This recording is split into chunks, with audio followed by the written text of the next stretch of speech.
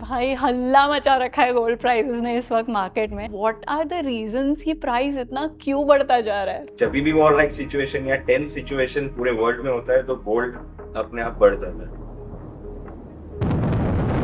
Gold prices have crossed 1 lakh rupees in India. Let me repeat that, 1 lakh rupees for 10 grams of gold. बच्चे के future planning के लिए I want to start savings, तो ऐसी कोई gold saving scheme या कुछ है? Unlike SIP, gold hasn't seen a downfall in the history. अभी जो मार्केट का जो ट्रेंड है वो है ज्वेलरी और गोल्ड की। गोल्ड में पैसे डालने चाहिए, डायमंड्स में नहीं डालने चाहिए, because 11% of gold jewelry reserve is held by Indian women. People think that gold bar को तो कुछ भी मेकिंग नहीं देना चाहिए। अभी रेट्स ऑलमोस्ट 1 लाख क्रॉस कर गए।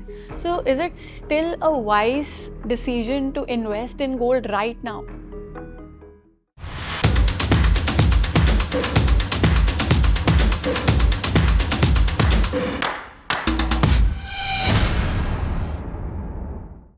ओ माय गॉड गाइस, आपने सुना गोल्ड का रेट 1 लाख रुपए क्रॉस कर चुका है। तो क्या ऐसे टाइम पे हमें अभी भी गोल्ड में इन्वेस्ट करना चाहिए? एज अ पेरेंट हमारे बच्चों के फाइनेंशियल प्लान में गोल्ड को इंक्लूड करना चाहिए? अगर करना चाहिए तो किस फॉर्म में करना चाहिए और कैसे करना चाहिए? इन्हीं सारे सवालों के जवाब लेके आज हमारे साथ हैं माधव भाई एंड कश्यप भाई from Damodar Das jewellers, which was established in 1961 in Vadodara. It's a 5 generational legacy brand in Vadodara. So guys, आप किसी भी जनरेशन में हो, चाहे जेन जी हो, मिलेनियल हो या हमारे दादी के ज़माने में हो, this episode is definitely going to be insightful for all you guys. So grab that coffee and let's begin. Madhav भाई, कश्यप भाई, welcome to Moms Unmuted and thank you so much, आपने अपना टाइम निकाला हमारे इस एपिसोड के लिए. हमारे ऑडियंस के लिए आप थोड़ा सा ब्रीफ में बता सकते हैं दामोदर दास ज्वेलर्स कब स्टार्ट हुआ, आपको कितने साल हुए और क्यों इस फील्ड में आए? It's pleasure to be on your show. Damodar Das jewellers एक बहुत ही पुराना 5 जनरेशन पुराना एक हमारा लेगेसी ब्रांड है ज्वेलरी का. We have been here in Vadodara since 1961. Wow. पहले भी हम सिनोर में था हमारा, वहाँ पे भी we were quite around 40 years for there. And then we shifted to Vadodara in 1961. So Damodar Das jewellers जैसे कि नाम है, हमारे ग्रेट ग्रैंडफादर वडोदरा में 1961 में आए थे and he established that store in Vadodara in 1961. We are currently operating 2 stores in Vadodara, one in Mandvi and one in Alkapuri area. Right. So 5 generations, तो ऐसा कभी नहीं हुआ किसी जनरेशन में कि नहीं अब हमें ये बिजनेस नहीं करना है, कुछ और करना है? There were dilemmas, but looking at the legacy we have, right. तो लगा कि इसको आगे और कंटिन्यू करके और बड़ा और बेहतर बनाना चाहिए. जैसे मैं इंडिया की बात करूं, इंडिया में gold is not just an investment, उसके साथ हमारे वैल्यूज़, इमोशंस, कल्चरल कनेक्शन जुड़ा हुआ है. जैसे वेडिंग से लेके फेस्टिवल्स तक, यहाँ जब बच्चा पैदा होता है तब भी वो पहली चीज़ जो हम उसे पहनाते हैं वो गोल्ड होता है. तो आपको क्यों लगता है कि why is gold so deeply rooted in our Indian culture? Like you said, gold is very cultural thing in India. या अभी से नहीं, सालों से हमारे पास गोल्ड और उसकी ज्वेलरी एंशिएंट टाइम में भी देखेंगे तो काफी सारी हमारी बहुत ही अच्छी हैंडक्राफ्टेड ज्वेलरी भी इंडिया से ही बनती थी. और आज भी one of the best handcrafted jewellery comes from India. तो हमारे लिए पर्पस दो है, एक तो investment and also to feel good, look good. Right. So, like our tagline says, it is an investment that you can wear. Right. और कोई ऐसा इन्वेस्टमेंट है ही नहीं जो आप पहन भी सकते हो. राइट. और हम बात करें गोल्ड प्राइजेस की, भाई हल्ला मचा रखा है गोल्ड प्राइजेस ने इस वक्त मार्केट में. सो मेरे पास कुछ डेटा है, जैसे 24 कैरेट गोल्ड 10 ग्राम्स का जून 2024 में रेट था अप्रॉक्सीमेटली 82,500, जो इस वक्त जून 2025 में it has crossed 1,01,000 already. So it's an increase of 18,500 which is around 23% increase.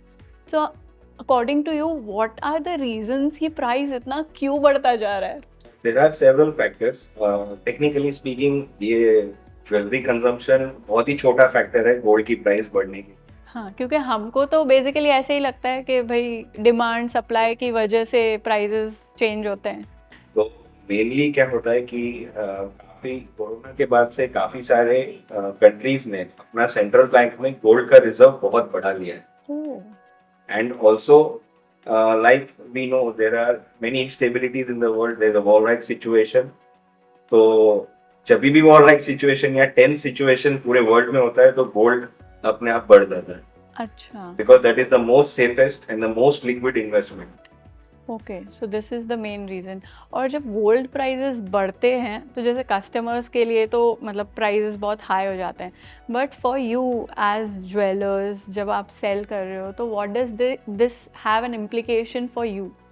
This is a misconception many people have कि आपने तो पहले ले लिया, हाँ, अभी आप बढ़े हुए प्राइस में बेच रहे हैं तो आपका तो बहुत profit. Exactly.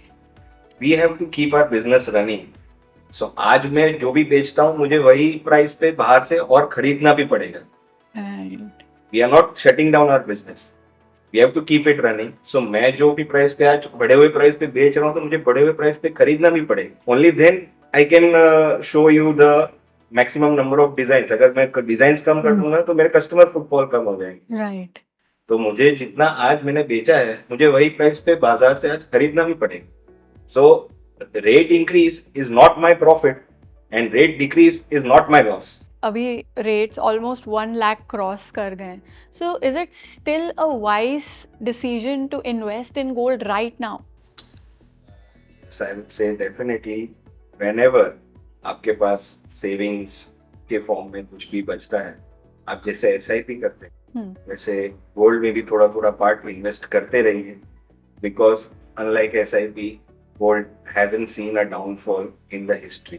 Very major point. तो मेरा नेक्स्ट क्वेश्चन वही था, like families like us, parents like us, जो अभी यंग पेरेंट्स हैं वो लोग जनरली क्या होता है ना, इक्विटी बेस्ड पॉलिसीज हो गई, SIPs हो गई, इन मार्केट्स में ज़्यादा इन्वेस्ट कर रहे हैं. सो गोल्ड जो है, should that be a major part of their financial planning and why? It should be a part of your planning, major or not, it's up to an individual. Right. But it should be a part of your planning because जैसे कि हमने कहा हमारे पास historical data भी है कि gold prices unlike share market उतरे नहीं है, राइट. स्टे गए. And it is the most liquid asset you can have.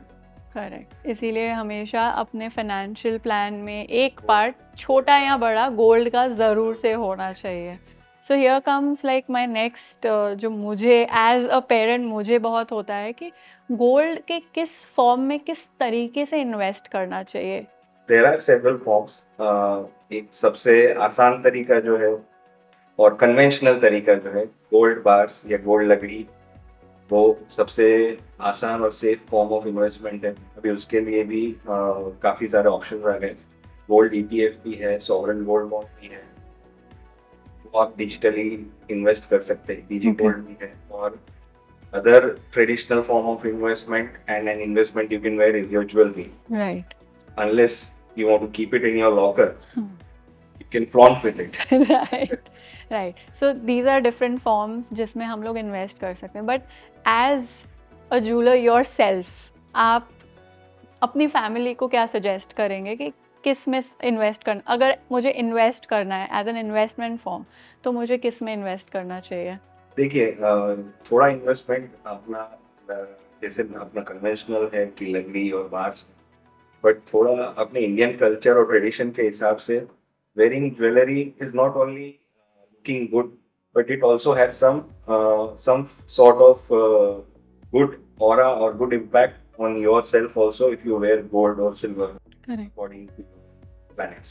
And जैसे अगर मैं गोल्ड बार्स में इन्वेस्ट करती हूँ तो उस पर भी मेकिंग या कुछ एडिशनल चार्जेस होते हैं apart from the gold charges? People think that gold बार को तो कुछ भी मेकिंग नहीं देना चाहिए या क्योंकि ये तो प्योर फॉर्म ऑफ गोल्ड है. Right. But please understand this कि गोल्ड फॉर्म या गोल्ड बार जो भी आते हैं 1 किलो या 100 ग्राम्स के फॉर्म में आते हैं. Okay. If you want to divide it in a say smaller amount, smaller denomination, like you say, if you want to invest 1 gram, 5 gram, or 10 grams, so there's a certain making process which goes behind it, because 100 grams cannot be just cut and given to you. Right. तो उसके लिए जो process लगता है उसमें certain एकदम minimalist making charge होता है. सो जैसे मैं एज अ पेरेंट, अगर मैं बच्चे के फ्यूचर प्लानिंग के लिए I want to start savings, तो ऐसी कोई गोल्ड सेविंग स्कीम या कुछ है जिसमें हम इन्वेस्ट कर सकते हैं? यस, डेफिनेटली हमारे यहाँ पे गोल्ड मंथली सेविंग स्कीम एक ऑफर है, in which you can invest. Supposedly आप 5,000 इन्वेस्ट करते हैं और 12 मंथ्स का 60,000 आपने इन्वेस्ट करा. At the end of 13th month 65,000 या उससे ज्यादा की ज्वेलरी आप हमसे परचेज कर सकते हैं. तो 13th इंस्टॉलमेंट जो है वो दामोदर दास ज्वेलर्स की तरफ से आपको एक ये इसमें दिया जाता अच्छा, है बोनस. राइट. सो मतलब हमारा जो सेविंग्स है वो तो हो ही रहा है, प्लस हमको एक इंस्टॉलमेंट आपकी तरफ से भी उसमें एज अ कंट्रीब्यूशन मिल रही है. अगर आप कैलकुलेट करने जाओ तो 13.5 to 14% होता है. ओह, अमेजिंग. मतलब मैं कहीं और नॉर्मली भी अगर ऐसे जस्ट सेव करूं तो उससे ऑलमोस्ट डबल मुझे यहाँ पर सेविंग्स मिल रही है. So how is it different like buying a jewellery and investing in gold, like as an investment? ये दोनों कैसे, दोनों में क्या डिफरेंस है? People of India are considering gold jewelry और से बार वो इन्वेस्टमेंट की तरीके से ही अपने पोर्टफोलियो का पार्ट बनाते रहते हैं. और ट्रेडिशनली भी लोग ज्वेलरी भी इतनी हैवी हैवी पहनते थे, और अभी भी there are certain rights who want that kind of jewellery for their wedding that looks elegant, right, antique, unique. Correct. So investment के साथ साथ ये जरूरी नहीं कि सब इन्वेस्टमेंट आपके लॉकर में ही जाए, वो पहनते भी है साथ में. इसी राइट. तरह से इंडिया की इकोनॉमी में गोल्ड का पार्ट रहा. According to one survey 11% of gold jewellery reserve is hold by Indian women. Oh, 11% of the world's gold reserve is, Reserve is owned by Indian women, not the stores, Indian women. that's huge. No other like countries के women इतना gold पहनते हैं. I feel so proud. Right. So जैसे मैंने अगर आज jewellery खरीदी and मेरे पास एक गोल्ड बार है और मैंने एज एन इन्वेस्टमेंट लिया था, ठीक है, तो जब मैं उसको सेल करने जाऊंगी आफ्टर अ फ्यू इयर्स, तो मुझे दोनों के रेट्स में कैसे डिफरेंस मिलेगा? There is always, कुछ भी आप लेने जाते हो और बेचने जाते हो, there is always a selling price and a buying price. Okay. For example अगर हम कहीं बाहर जा रहे हैं, we need US dollars, US dollars मिलता एक्स प्राइस पे है, बट अगर हम वापस आने के बाद उसको बेचना चाहे तो वो वाई प्राइस पे लेते हैं. That is a liquid currency, but still उसमें difference.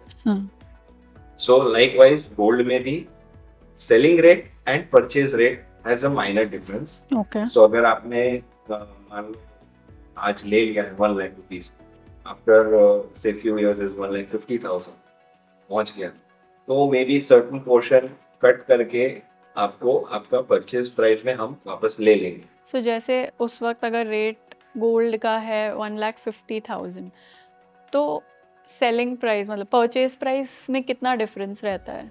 roughly around 2.5%.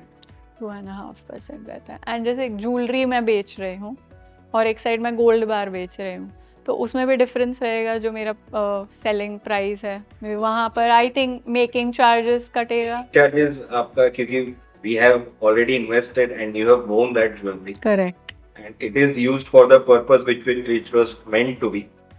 Its purpose is over now. I can also not do anything with that gold jewelry now. मुझे Correct. उसको आगे नई ज्वेलरी ही बनानी है उससे. अगेन जैसे गोल्ड बार में है कि 2.5% रफली डिडक्ट करके आपको आपका पैसा वापस मिल जाए, वैसे ज्वेलरी में भी जो मेरा सेलिंग रेट है उससे 2.5% डिडक्ट करके you will get your money back. Okay. और जैसे माधव भाई आप स्टोर पे कस्टमर्स के साथ बहुत डील करते हैं, राइट? तो जैसे यंग पेरेंट्स हैं, आजकल के पेरेंट्स हैं, उनके शॉपिंग पैटर्न्स में क्या डिफरेंस आपको दिखता है जैसे पहले के पेरेंट्स से? आज जो भी यंगर जनरेशन जो भी आते हैं बेसिकली उनकी डिमांड क्या होती है कि वो लोग डेलिकेट चीज़ें प्रेफर करते हैं। अच्छा। एंड उनके साथ जो उनके पेरेंट्स है या फिर उनके जो ग्रैंड पेरेंट्स है वो लोग की थिंकिंग होती है कि थोड़ा हेवी है, but the younger generation is like थोड़ा डेलिकेट लाइट वेट, वो लोग प्रेफर वो ज़्यादा करते हैं। राइट। तो basically we have to handle both of them. But okay. हम लोग फिर उन्हें कन्विंस भी करते हैं कि कौन सी टाइप की ज्वेलरी सूटेबल है उनके लिए। तो हाँ। वो एक बहुत ही बड़ा फैक्टर है जो लास्ट 5 years हम लोग ने देखा है कोविड के बाद। क्योंकि मुझे मेरा खुद का भी एक किस्सा याद आ रहा है। मैं एक बार मम्मी के साथ शॉपिंग करने गई थी, तो मुझे एकदम डेलिकेट चेन्स और वो पसंद आ रही थी। मेरी मम्मी, नहीं इतना पतला नहीं लेते, टूट जाएगा, हैवी ले हैवी ले। सो वहाँ पर जैसे, तो आप लोग कैसे हर जनरेशन को कैसे सर्व करते हैं? Like do you have all kinds of like jewellery designs that serve each generation? जैसे मेरी दादी माँ की जनरेशन हो गई, मेरी मम्मी की, हमारी, हमसे नीचे जनरेशन जेड आ गया। सो बेसिकली हम लोग ये सारी चीज़ें रखते हैं, जैसे कि ओल्डर जनरेशन्स है तो वो कौन सी टाइप की ज्वेलरीज प्रेफर करते हैं। हाँ। जैसे कि फॉर एन एग्जांपल कलकत्ती जो ज्वेलरी है, ऐसा टाइप ऑफ एन ज्वेलरी, तो हम लोग ज़्यादातर जो ओल्ड एज पीपल है वो प्रेफर दैट। एंड जो यंगर जनरेशन है जैसे कि rose gold which is new recent came in the market, right. तो उसके उस टाइप की ज्वेलरीज भी हम लोग रखते हैं। दूसरा एक आता है एंटिक ज्वेलरीज जो ब्राइड्स प्रेफर करती हैं। Right. सारी जो जनरेशन्स है वो सारी जनरेशन्स के type of jewelleries we have to keep in the stores. And we also give them like कि ये सारी चीज़ों के हम लोग डिटेल्स भी एक्सप्लेन भी करते हैं कि ये टाइप की आप ज्वेलरी ले रहे हो, इसमें कितना मेकिंग चार्जेस है, इसकी क्वालिटी ऑफ प्रोडक्ट क्या है, how much time does it takes Right. Make. Because antique jewelleries आप लेते हो तो एज अ कारीगर, एज अ डिज़ाइनर, वो बहुत ही टाइम लगता है बनने में। Right. ज्वेलरी को एटलीस्ट 1 month भी लगता है। Oh. So you have to make sure that we give that kind of finishing off on. So अभी मतलब बड़ौदा में अगर आपको ज्वेलरी लेनी है अपनी दादी मम्मी या बच्चों के साथ जाना है, सो यू नो कि आपको कहाँ जाना है। It is Damodar Das jewellers. वहाँ आपको सारे ऑप्शंस एक साथ मिल जाएंगे, राइट। सो जैसे पेरेंट्स हैं, मुझे लगता है आज भी पेरेंट्स अपनी बेटी की शादी का बचपन से शुरू कर देते हैं planning, and they save a lot of gold for their wedding. मुझे लगता है 200 ग्राम से 500 ग्राम तक कहीं भी अराउंड वो लोग सेव करते हैं फॉर देयर वेडिंग। सो ऐसा कुछ प्लानिंग या कुछ सजेशन आप उन पेरेंट्स को देना चाहेंगे? कितना जल्दी उनको सेव करना स्टार्ट करना चाहिए और कैसे उनको धीरे धीरे इन्वेस्ट करना चाहिए गोल्ड में, सो दैट शादी के टाइम उनको ज़्यादा प्रेशर और लोड एक साथ ना आए? आपने जैसे कहा, अभी हम ये सोच रहे हैं, बट ट्रेडिशनल और ओल्डर जनरेशन ये करती आ रही है, बिल्कुल। And they were visor than us. आज जो भी गोल्ड का प्राइस है वो आगे जाके बढ़ने ही वाला है, and it has always beaten the inflation and everything. Right.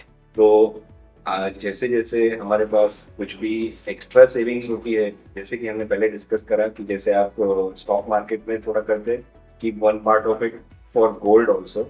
तो क्या है कि उससे आपको धीरे धीरे, may be not for the wedding and everything, but also for your future education purpose, setting up a business for your grand kids और anything, any emergency purpose, तो आपके पास एक रिजर्व फंड है जो लिक्विड है और आपको कभी भी उसका रिटर्न ज्यादा ही मिलेगा। जो मुझे अभी भी याद है, जब मेरी 10th की बोर्ड की रिजल्ट्स आई थी ना, आई स्कोर्ड 85%, तो तब भी मुझे एज अ गिफ्ट और कोई चीज़ नहीं, बट मुझे एक गोल्ड नेकलेस लेके दिया गया था, और that was a form of jewellery. But मुझे याद है, लेकर तो मुझे दिया था, पर पहनती मेरी मम्मी थी।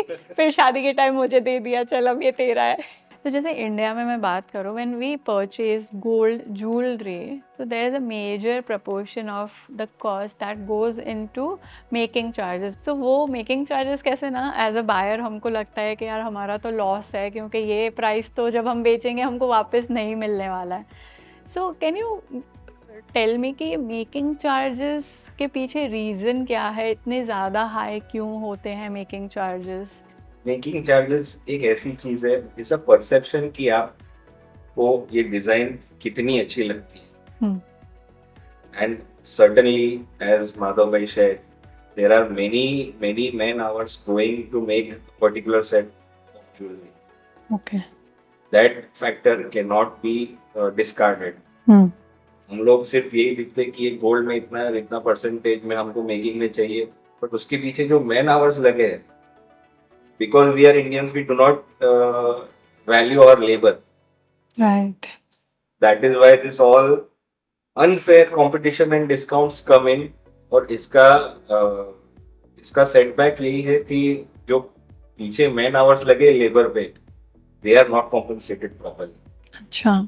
जैसे आपके यहाँ पे भी स्टोर पे कस्टमर्स आते होंगे, तो आपका एक्सपीरियंस ऐसा रहा है जो लोग मेकिंग चार्जेस पे डिस्काउंट मांगते हैं? मैंने आपको समझाया, उनको भी वैसे ही मुझे समझाना पड़ता है कि आपको ये चीज के पीछे कितने मैन आवर्स लगे हैं, उसका भी आपको एक कॉस्ट फैक्टरिंग करना पड़ेगा. कोई ऐसी एंटीक ज्वेलरी होती है which takes around 25 days to 1 month to make. So उतने आवर्स लगे उसके पीछे. वी बिलीव कि अगर आपको we believe in quality first. तो अगर हम क्वालिटी ऑफ वर्क दे रहे हैं, सो वही होता है मेकिंग चार्जेस, राइट. तो उतना वो टाइम पीरियड लगता है बनने में. तो इसलिए इतने लाइक कुछ टाइप ऑफ ज्वेलरीज पे, जैसे कुछ डिजाइनर टाइप ऑफ ज्वेलरीज में इतना परसेंटेज ऑफ मेकिंग चार्जेस होता है. So let's talk about craftsmanship. Like gold is gold. हमको तो जो है पीस या ज्वेलरी पीस वो बाहर जो है सीधा वही दिखता है, और हम उसको देख के वी डिसाइड कि ये अच्छा लग रहा है, नहीं लग रहा है. What sets it apart is the craftsmanship that goes behind the scenes, जो as a customer हमको कभी दिखता नहीं है. So what all goes behind the scenes in making that one jewelry piece, if you can throw some light? So basically as a designer मैं आपको बोलूँ, सो जो फर्स्ट स्टेप होता है कि थॉट प्रोसेस है कि आप कैसी टाइप की ज्वेलरी डिज़ाइन करते हो. तो बहुत सारे थॉट्स आते हैं, तो आप गो थ्रू करते हो, फिर आप वो चीज़ बनाते हो, फिर वो चीज़ जाती है कारीगर के पास. सो वो चीज़ प्रैक्टिकल पॉसिबल है कि नहीं है, वो सब चीज़ों के भी we have to make sure. For example we design a antique necklace, तो वो सब में बहुत ही टाइम लगता है कि कौन से स्टोन्स जाएंगे. और हमें क्या होता है कि ट्रेंड के साथ चलना पड़ता है. जैसे कि ये भी जो आपने बताया कि जो यंगर जनरेशन है, तो we have to make sure कि यंगर जनरेशन की थिंकिंग ये है कि लाइट वेट करो, आप कुछ डिजाइनर्स करो. तो वो सारी चीज़ें होती है जो वो we have to make through it कि ऐसी ऐसी चीज़ें हमें बनानी है. फिर उसमें बहुत ही पर्टिकुलर टाइम पीरियड होता है. बीच में प्रॉब्लम वो भी आता है कि जो चीज़ हम डिज़ाइन करते हैं वो प्रैक्टिकल वो चीज़ पॉसिबल है कि नहीं है. कभी कभार वो चीज़ पॉसिबल भी नहीं है. जो भी कारीगर्स होते हैं या मैन्युफैक्चरर्स होते हैं, वो कहते हैं कि this thing is not possible to make. Then again we have to go through the design, फिर वो बनाते हैं. तो वो सारी चीज़ों में बहुत ही टाइम पीरियड लगता है, टाइम कंज्यूमिंग लगता है. तो उसमें बहुत सारे एनर्जीज आती है. इट मेक्स इट फिर जब वो चीज़ बन के रेडी होके आती है ना, तो it is just an marvellous. और आप जो भी डिजाइन्स बनाते हैं उसकी इंस्पिरेशन कहाँ से लेते हैं? फॉर मी इंस्पिरेशन मैं लेता हूँ नेचर से. Nature is my favourite thing. Wow. Whenever कुछ भी हम लोग डिजाइंस करते हैं या even when I am purchasing, तो नेचर से रिलेटेड ज्वेलरीज जो होती है, उसका जो आउटकम होता है वो बहुत ही it is different, it is amazing. तो एज एन जो भी चीज़ हम लोग स्टोर्स में भी रखते हैं, तो हम लोग सारी अलग अलग टाइप्स ऑफ ज्वेलरी भी रखते हैं. तो थोड़ी बहुत फैंसी हो, थोड़ी बहुत यूनिक हो, थोड़ी बहुत पार्टीज में जो पहननी हो, तो वो सारी अलग अलग टाइप ऑफ ज्वेलरीज हम लोग रखते हैं. सो जैसे मैंने ज्वेलरी खरीद तो ली, बट कभी कभी मैंने ऐसे भी चीज़ें सुनी है कि ज्वेलरी गोल्ड जनरली काला नहीं पड़ता है.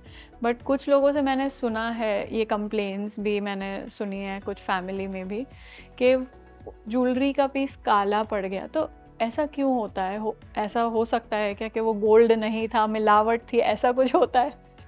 नहीं, जैसे कि वो ऐसा नहीं होता कि जब भी आप ज्वेलरी बाय करते हो, I will go to that. आप एंटीक ज्वेलरी जब आप बाय करते हो, तो हम लोग क्या एडवाइस करते हैं कि आप पहले एज अ ब्राइड जो होती है, आप पहले मेकअप लगा दीजिए, आप परफ्यूम लगा दीजिए, देन फिर आप वो चीज़ पहनो. कि जो केमिकल्स होते हैं फिर जो ज्वेलरीज में मिक्स होते हैं, that is the main reason जब ज्वेलरी ब्लैक हो जाती है. और इवन जो बॉक्सेस भी जो सारे ज्वेलर्स देते हैं, तो अगर आपको कहीं दिखाना हो तो ना वो बॉक्सेस आप तब ओपन करके दिखा सकते हो. Hmm if you want to keep in the locker, hmm तो आप एक प्लास्टिक के बॉक्स में ऊपर कॉटन और नीचे कॉटन और बीच में ज्वेलरी. करेक्ट ये लॉन्ग टर्म में आपकी ज्वेलरी ब्लैक नहीं पड़ेगी. ओके बहुत सारे कस्टमर्स को ये चीज़ नहीं पता है कि कंप्लेंट्स आती है कि वो ब्लैक होती है फिर मिनावट होती है, पर गोल्ड में ऐसा कुछ मिनावट नहीं होती. वो Okay. एक प्योर फॉर्म में ही है. But it is just that how you can take care. अब अगर उसको अच्छी तरह से टेक केयर करो तो वो 5 साल में भी आप, जैसे कि मैंने बोला, आप वो प्लास्टिक के बॉक्स में रखोगे तो वो नहीं बिगड़ेगी. और जैसे थोड़े टाइम के बाद कुछ डल हो जाती है उसकी फिनिशिंग, तो क्या मतलब पॉलिशिंग कराना चाहिए उसको? कैसे हम लोग उसको रिवाइव कर सकते हैं? जैसे कि अगर आपकी ज्वेलरी थोड़े टाइम के डल हो गई है तो वी मेक श्योर दैट हम लोग उसे पॉलिश भी कर देते हैं. Okay. जस्ट उसके अंदर थोड़ा बहुत ग्लो आता है. राइट पर फिर वो जैसे पहले जैसी थी वैसे ही वो हो जाता है. अभी जैसे ऑलमोस्ट हर चीज़ में हम लोग आज की जनरेशन में देखें ना, वी लुक फॉर कस्टमाइजेशन. हर चीज़ में हमको पर्सनलाइजेशन चाहिए होता है. सो क्या गोल्ड में भी ये पॉसिबल है? जैसे अगर मुझे मेरी डॉटर के लिए कुछ स्पेसिफिक चीज़ बनवानी है ज्वेलरी में, ऐसा कुछ पॉसिबल है? यस, गोल्ड में जैसे कि नई जनरेशन अभी आती है, मेजोरिटी आई थिंक 90% जो भी चीज़ें हम लोग बनाते हैं वो कस्टमाइज होता है. बस कस्टमाइज में क्या होता है कि आप पिंटरेस्ट में से कहीं में से भी आप एक फ़ोटो लेके आते हो, यस फिर हमें वो चीज़ बनाना होता है. एक मैं एग्जांपल देना चाहूँगा. लास्ट ईयर ही दिवाली के टाइम पे एक NRI कस्टमर आया था. उनको उनके डॉग का पूरा एक पेंडेंट बना था, गोल्ड का pendant. Oh that was a bit difficult for us. But हमने फिर थोड़ा बहुत टाइम लिया और पूरा हमने वो चीज़ कैड में बनाई गई. तो basically CAD is a software होता है ज्वेलरी में. तो ऐसे ही जो भी कस्टमाइज चीज़ होती है वो पूरा हम लोग कैड में बनाते हैं. फिर उसका कैड में बन के वो फिर एक वैक्स फॉर्म में आता है और फिर वही चीज़ जो पिंटरेस्ट में ऑनलाइन फोटोज होती है वो एग्जैक्ट उसका replica recreate. O my God amazing. ये चीज़ आज से 10 साल पहले नहीं थी. It right was not possible. But अभी जैसे जैसे टेक्नोलॉजी आगे बढ़ी है तो ये सब चीज़ें पॉसिबल है जो डेफिनेटली. काफ़ी लोग को अभी पता भी नहीं. वही, thank you for the idea. मतलब मेरे दिमाग में मेरा नेक्स्ट ज्वेलरी पीस का आइडिया आ गया. हम लोग ने एग्जैक्ट जो उनका जो डॉग था उसका एग्जैक्ट हम लोग ने रेप्लिका क्रिएट किया my god. And it turned out to be amazing. Now let's talk about wedding season. Wedding season अभी बहुत जल्दी आने वाला है. सो वेडिंग्स में क्या होता है ना, जब भी मुझे लगता है जब वेडिंग सीजन स्टार्ट होने वाला होता है तो गोल्ड प्राइसेस बढ़ जाते हैं. और अगर मेरी वेडिंग से फॉर एग्जांपल अक्टूबर नवंबर में और मैं अभी से ख़रीद लूँ ज्वेलरी, तो मुझे ऐसे होता है कि I will miss out on the latest designs. So this is a dilemma of every bride to be, I feel. तो क्या करना चाहिए? क्या जल्दी ख़रीद लेना चाहिए ताकि वो प्राइस राइज से बच सके, या फिर एंड मोमेंट पे ही ख़रीदना चाहिए ताकि लेटेस्ट डिज़ाइंस मिल सकें? आपको जब if you are comfortable any time तो आप डिजाइन्स देख के आज भी सिलेक्ट कर सकते हो. But if you have that FOMO, then you can either invest in gold bars which will eventually give you the same rate as on जब भी आप, अगर आपका मान लो आज 1 लाख का रेट है, may be at the time off season 1,10,000 हो जाता है. अकॉर्डिंगली ये आपका गोल्ड बार का रेट भी बढ़ जाएगा. So you can keep it invested with you कि आपका गोल्ड प्राइस लॉक हो गया. ओके तो आप डिजाइन्स जब भी आप सीजन टाइम आएगा at that time you can choose your design. Right, this is a very good advice. Correct, कि मुझे वो भी लग रहा है कि प्राइस बढ़ जाएगा तो I can by the gold बार इस वक्त, एंड फिर डिज़ाइंस के according I can select the jewellery. Or else you can, as an advance, book a gold rate with us for today, and maybe in a 2-3 months time you can purchase a jewelry from us, whatever designs are coming at that time in the market. ऐसा भी होता है? Like how is it possible? Like मुझे आज अगर आज का gold rate fix करना है तो how is it possible? Supposedly तो 50 grams का गोल्ड रेट सेट करना है, तो आज हम जो भी उसका प्राइस होगा उसका एडवांस स्लिप दे देंगे कि आपका इतना गोल्ड रेट के हिसाब से आपका 50 ग्राम्स बुक हो गया. At the time of season, you can come to us with that slip and you can buy 50 grams or more jewelry with us. Oh wow, nice. तो वो फिर रेट आपका वो फिक्स हो जाता है। करेक्ट, इस सीजन में जो रेट है we won't charge that rate too. Right, 3 महीने 4 महीने पहले जो रेट आपने बुक किया है हम लोग फिर वही रेट है यूजुअली। राइट। ये ऑफर तो like I think it's a saviour for every family जिनके घर में वेडिंग्स आने वाली हैं, राइट। सो जैसे भी market rate 1 lakh already cross कर गया है, तो आपको क्या लगता है कि फैमिलीज़ का जो बजट होता है वेडिंग का, गोल्ड बजट, उस पर कैसे असर पड़ रहा है? Before the rate went above 80,000, हाँ, people used to buy कि कितना ग्राम लेंगे, हाँ, अभी कितना वैल्यू में लेंगे, ये हो गया है। कितना वैल्यू तक हमको गोल्ड में स्पेंड करना है। अप्रॉक्सीमेट ऑन एन एवरेज क्या बजट होता है एक Indian middle class Indian family का? गोल्ड कितना बाय करते हैं वो लोग, कितने वैल्यू का? तो 150 to 200 ग्राम्स लेते हैं। सो जैसे वेडिंग आ रही है, so let's make a wedding guide for the brides to be, like from traditional to cocktail pieces, like what are some of the most these are must have pieces every bride should have in their wedding trousseau, gold pieces. We would promote that she should have every kind of jewelry. Okay. For the special wedding day, of course, something like अच्छा heavy antique set या फिर अभी latest trend के हिसाब से bulky sets भी चल रहे हैं. On a regular days, she can wear pendant earring sort of thing for Right. looking bracelet, and for cocktail things are really something buzzing. Correct. So जैसे पहले ऐसे होता था ना कि हम लोग बहुत हैवी ज्वेलरी खरीद लेते थे वेडिंग पे, पर now generally women they feel कि भाई उसके बाद वो ज्वेलरी ना ज़्यादातर लॉकर में ही पड़ी रहती है, हम यूज़ नहीं कर पाते हैं। सो सम एडवाइस फॉर विमेन कि उनको किस तरीके से वेडिंग पे ज्वेलरी खरीदनी चाहिए so that they can use it even after their wedding. Like we discussed, एक अपना स्पेशल आपका वेडिंग डे है, आप you should be the special. Right, उसके लिए एक अच्छा हेवी पेंटिंग सेट आपके पास होना चाहिए।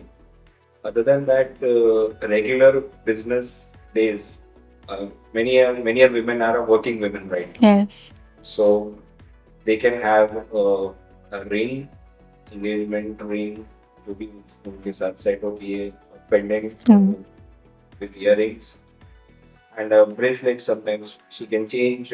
Some days you can wear pendant and earrings. Some days you can wear just a bracelet. Correct, Some day you can wear just earrings. Right, A combination of anything would work. Right.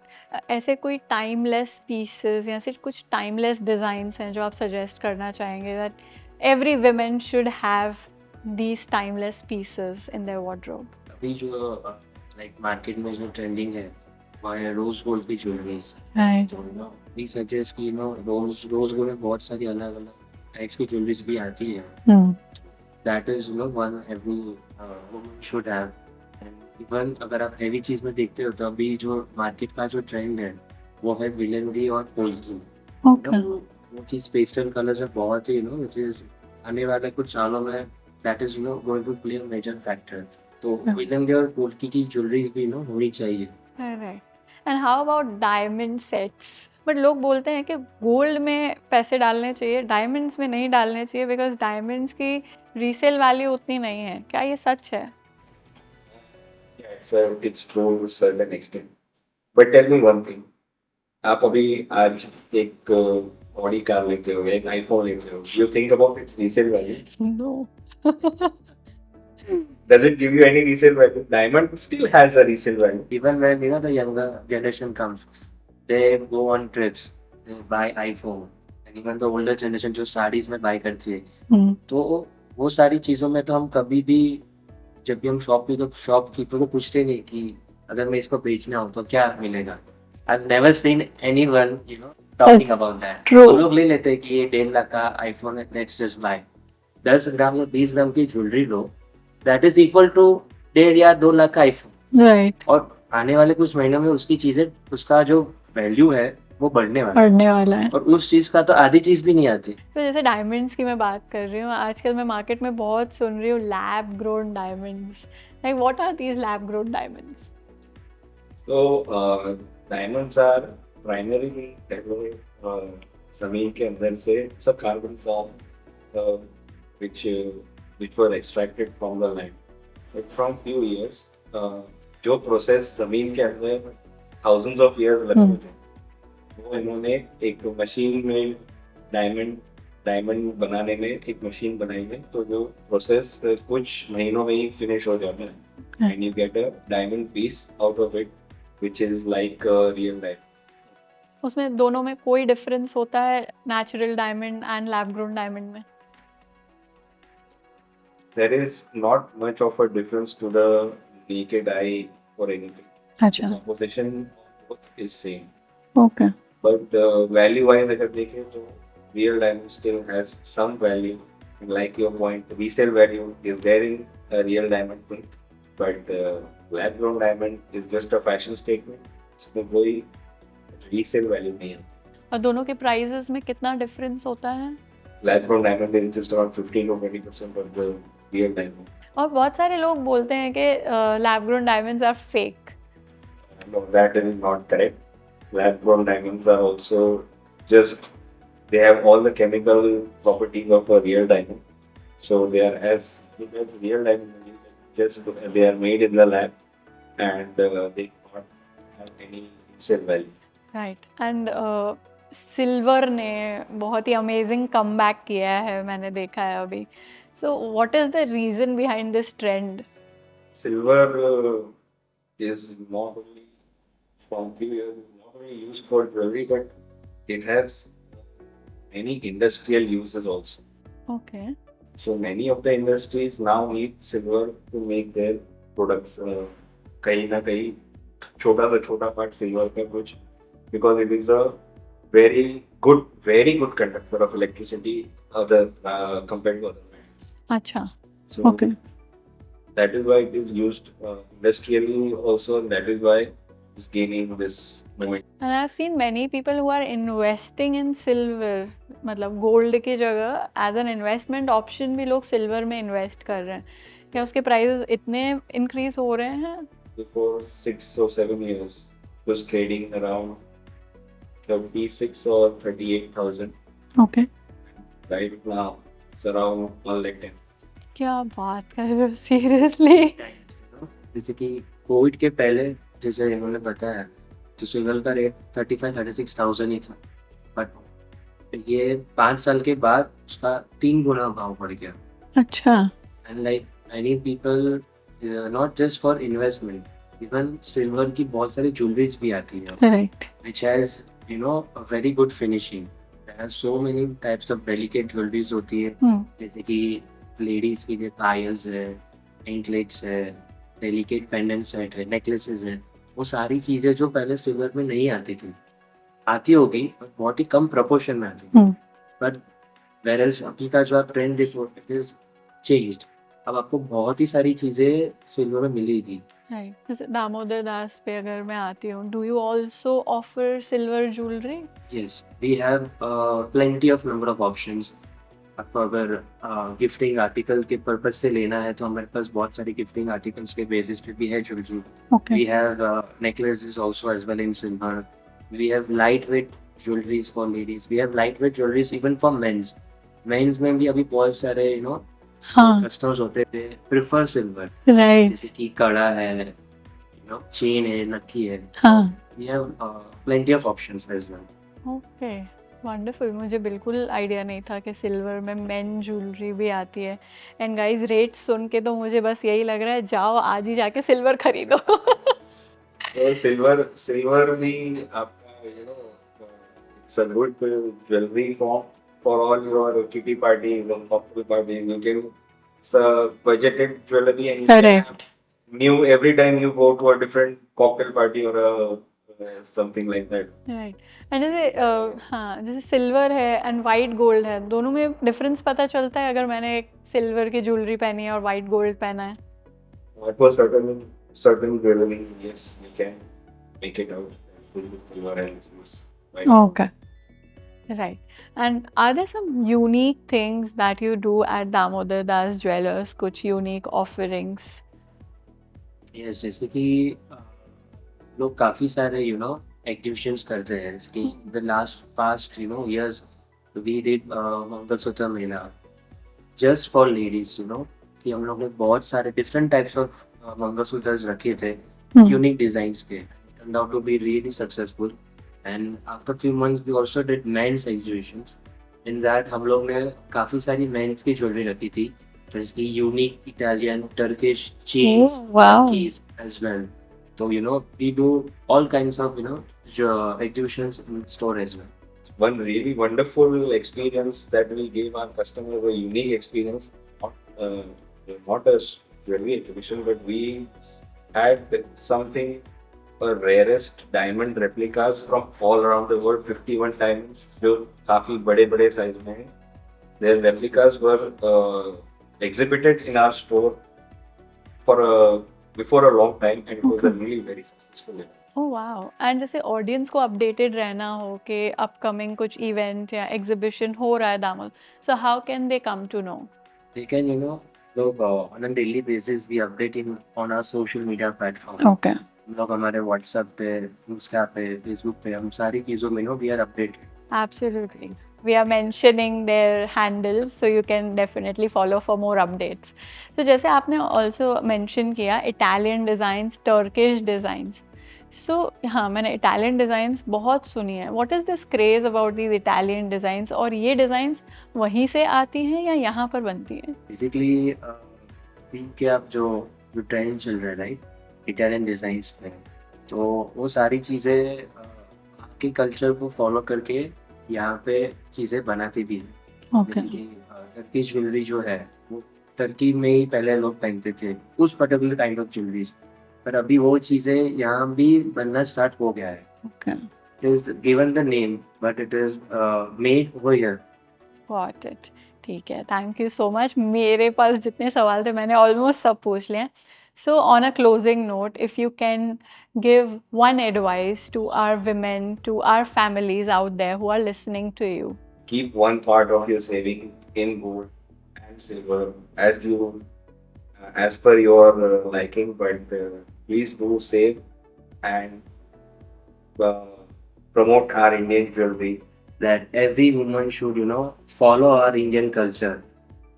We have seen that we are adopting Western culture. जी. I would suggest that please keep our Indian culture in mind and buy all kinds of jewelry.